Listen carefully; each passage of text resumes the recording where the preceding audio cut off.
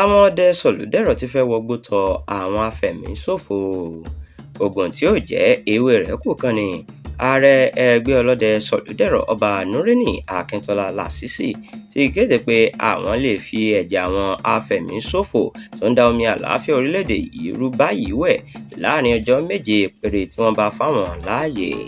Ọba Lásìsì ẹni tó ṣèkéde yìí sọ pé látìgbà ìṣèjọba Buhari ni àwọn tí ń retí àṣẹ láti lọ kógun jà àwọn afẹ̀míṣòfò yìí ṣùgbọ́n tí kò sí ìgbésẹ̀ kankan. Ó ní ṣe ni òun bú sẹ́rìn nígbà tí ààrẹ orílẹ̀-èdè Amẹ́ríkà Donald Trump fi àtẹ̀jáde síta lórí ìpànìyàn tó ń ṣẹlẹ̀ ní Nàìjíríà.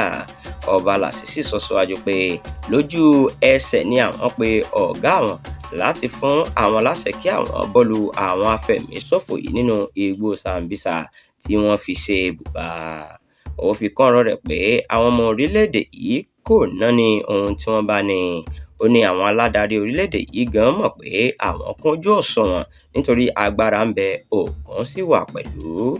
Ẹ ó rántí pé láìpẹ́ yìí ni adarí ìjọ The Redeemed Christian Church of God Pásítọ̀ Adébóyè náà ké sí ìjọba láti wá wọ́rọ́kọ́ fi ṣàdá lórí ọ̀rọ̀ ètò ààbò ní orílẹ̀-èdè yìí.